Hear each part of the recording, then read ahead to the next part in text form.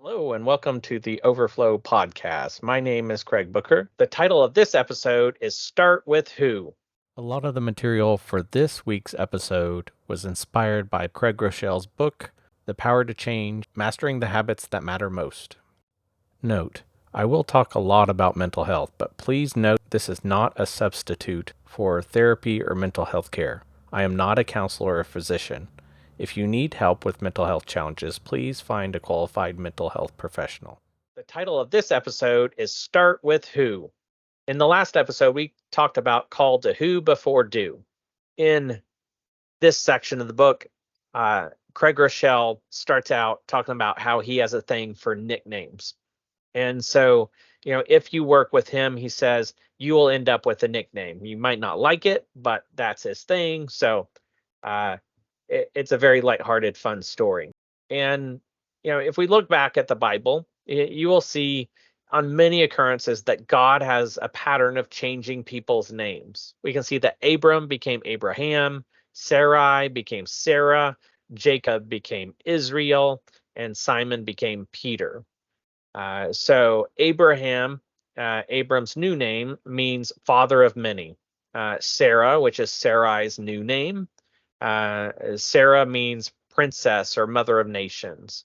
Jacob means supplanter.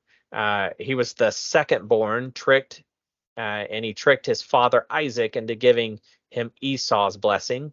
We have Gideon. And the angel showed up and said, "The Lord is with you, mighty warrior." And that was Judges 6:12. So why did God change people's names?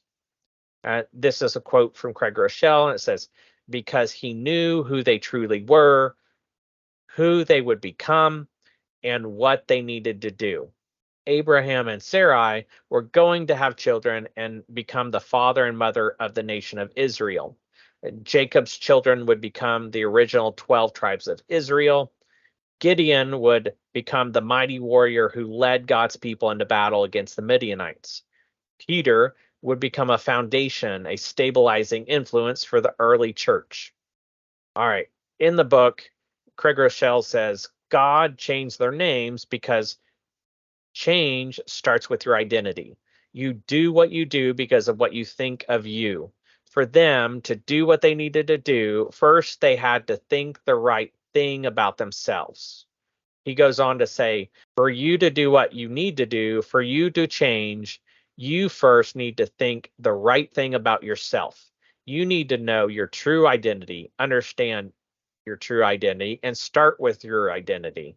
You start with who, not do. Why? Because your identity drives your behavior. If you don't start with your identity, any behavior change you make won't last.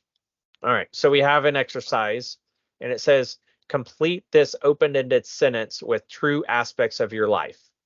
If today I lost blank, I would feel totally lost and not know what to do.